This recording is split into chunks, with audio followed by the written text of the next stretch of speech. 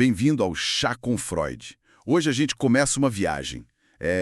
Pelo comecinho de tudo, né? O volume 1 das obras completas do Freud, edição Imago. Anos de 1886 a 89. É aqui que a mágica começa a acontecer. Essa transição dele da neurologia para o que viria a ser a psicanálise. A ideia hoje é entender esse início. O que ele investigava? Histeria, hipnose e até os perengues da tradução que já aparecem nos prefácios, né? Pois é, esses prefácios tipo do Stretch na edição inglesa já avisam. Traduzir Freud é um desafio. Mas por que exatamente? É o alemão dele que era complicado, os termos? É um pouco de tudo, sabe? Primeiro, ele criava muitos termos, os neologismos. Depois, o estilo de escrita dele é muito particular. É denso, cheio de referências culturais da Viena daquela época. Então a tradução busca ser fiel, mas às vezes soa meio... alemão mesmo em português. É um equilíbrio difícil. Entendi. E nesse período, 1886 e 89, como é que estava o Freud? Ele era basicamente um médico de nervos ainda. Exato. Totalmente imerso na neuropatologia. A formação dele era essa, bem na linha alemã, austríaca, mas aí vem a virada fundamental. A ida para Paris, para Salpêtrière, com o Charcot. Ah, o Charcot. Figura-chave, né? Importantíssimo, porque a escola francesa, diferente da alemã, estava mergulhada no estudo da histeria e do hipnotismo, coisas que em Viena eram vistas com desconfiança.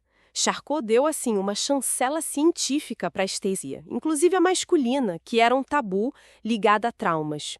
E o método dele era fascinante. Como assim? Eram aulas públicas, quase um teatro. Ele demonstrava os casos, pensava em voz alta. Muito diferente do ensino mais formal alemão. E o que eles viam nesses casos de histeria que chamava tanta atenção? Essa tal grande histeria. A grande histeria era um espetáculo, né? Ataques que pareciam epilepsia, mas não eram. Tinham fases, aura, o tal globos histéricos e fenômenos muito estranhos para a neurologia da época, como as zonas histerógenas que disparavam crises se tocadas e a hemianestesia. A pessoa perdia a sensibilidade de um lado inteiro do corpo. Como explicar isso só com nervos? Não bate com a anatomia conhecida, né? Exato. E Freud notou algo crucial. A atenção da pessoa, a distração, influenciava os sintomas motores. Isso sugeria, algo psíquico. E foi aí que a hipnose entrou mais forte na história dele. Sim, ele já conhecia, mas a influência da escola de Nancy, com Bernheim e Liébaud, foi decisiva. Ele começou a ver a hipnose não só para tratar, mas para investigar. Para tentar achar a origem daquilo, sabe? Acessar o quê? Memórias? Isso. A ideia era que, sob hipnose, a pessoa poderia acessar memórias, ideias patogênicas, como ele chamava, ligadas aos sintomas. E ele definia a sugestão como uma ideia que entra na mente sem passar pelo filtro crítico, né? Uma influência psíquica direta. Até o fenômeno do transferte, a transferência de sintomas de um lado para o outro sob hipnose, ele achava autêntico, uma prova da natureza psíquica.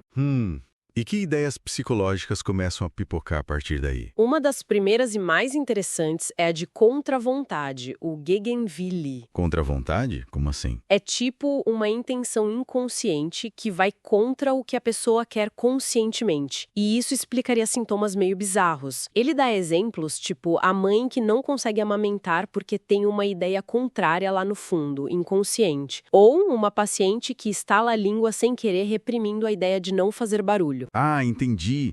A ligação entre uma ideia reprimida e um sintoma físico ou mental. Exatamente. Começa a se formar essa conexão. Vivência, muitas vezes traumática, gera a ideia recalcada que vira sintoma. Ele também esboça mecanismos como a projeção, lá nos casos de paranoia. E a sexualidade?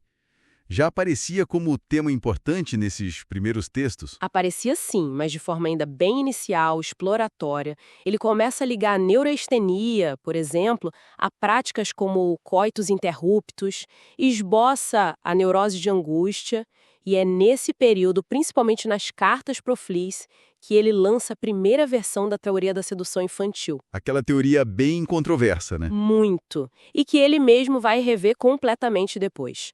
Mas ela surge aí, nessa busca inicial pelas causas das neuroses. E teve também o projeto para uma psicologia científica, né? Uma tentativa bem diferente. Gente, falava de neurônios, de uma energia Q, de explicar prazer e desprazer em termos biológicos quantitativos. Quase uma física da mente. Quase isso. Mostra a raiz neurológica dele, essa busca por uma base científica dura.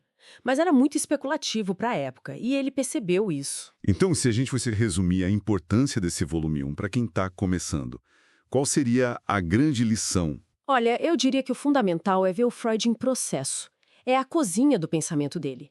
A gente vê a transição, ele formulando hipótese, testando, errando, voltando atrás, usando caso, usando hipnose, começando a se analisar nas cartas. As bases estão sendo lançadas ali, né? Mesmo que muita coisa mude depois. Exato. É o alicerce. Mostra da onde ele veio, da neurologia, e para onde ele estava começando a ir. Para a profundidade da psique. É o registro do nascimento de um campo inteiro. Fica bem claro. É um ponto de partida essencial mesmo. Bom, chegamos ao fim dessa nossa primeira conversa sobre esses anos iniciais. Fica o convite para quem nos ouve se inscrever aqui no Chá com Freud e, claro, contar pra gente o que achou, deixar sua opinião. E uma provocação final. Como seria a psicologia hoje se o Freud tivesse insistido e ficado só naquele modelo neurológico do projeto? Fica para pensar. Até a próxima!